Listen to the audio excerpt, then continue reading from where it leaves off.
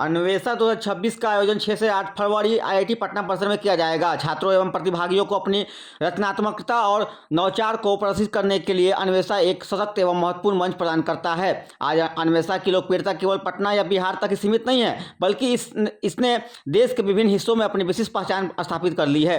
उक्त बातें आईआईटी पटना के निर्देशक प्रोफेसर टीएन सिंह ने आज मीडिया को संबोधित करते हुए अन्वेषा 2026 के स्तंभ में कही। इस छात्रों के अंदर किस तरह से सामाजिकता संस्कृति के बीच में समन्वय को स्थापित किया जा सके, उनके अंदर उसका और भी विकास किया जा सके, क्योंकि लोगों को लगता है कि जो इंजीनियरिंग करते हैं उनके अंदर ये सब चीज़ें कम होती है, लेकिन ऐसा है नहीं। तो इसके अंदर बहुत सारे कंपटीशन होते हैं, प्रतियोगिता होती है, जिसमें कि दूसरे भी संस्थान के इंजीनियरिंग के छात्र इसमें सहभागी होते हैं। और जैसा कि सूचना दिया गया है कि 2000 विद्यार्थी विभिन्न आईआईटी, एनआईटी और इंजीनियरिंग कॉलेजों से इसमें प्रतियोगिता में भाग लेंगे और 3 दिनों का ये कार्यक्रम है।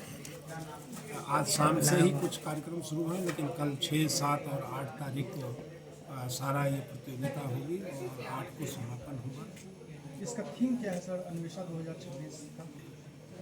ये जैसा कि बताया गया है कि जो हमारा जो सिंबल है वो हमारी पुरानी संस्कृति को किस तरह से आगे बढ़ाना, उसको याद रखना और अपने ट्रेडिशन, कल्चर और अपनी जो पुरानी विरासत है उसको फिर से कैसे वापस ले आना, ये है।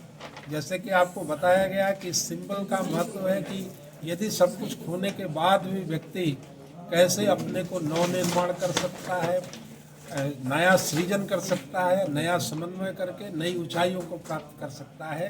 तो ये इस बार का हमारा थीम है और ये बहुत ही सोच समझ के ये थीम रखा गया है कि हताशा, निराशा की जो जिंदगी है वो कोई अंतिम शब्द नहीं है, अंतिम वाक्य नहीं है, अंतिम पड़ाव नहीं है। हमें आगे बढ़ना है और पुरानी चीज़ों को भूल करके हमें नए रास्ते खोजने पड़ेंगे, नए तरह से विकास करना पड़ेगा, तभी जाकर के भारत 2047 में आत्मनिर्भर भारत बन पाएगा।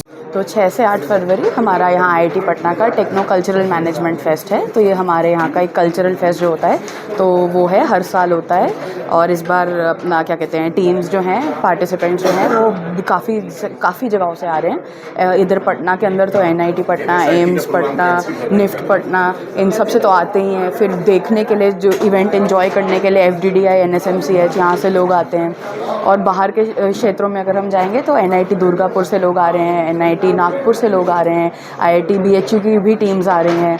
तो हम लोग का इस बार का ये है कि हमारा जो फेस्ट है वो इतने बड़े स्केल पे जा रहा है कि सिर्फ पटना तक सीमित नहीं है, पार्टिसिपेशन में भी और अटेंडीज़ में भी बहुत दूर दूर से लोग आ रहे हैं इस एक फेस्ट के लिए।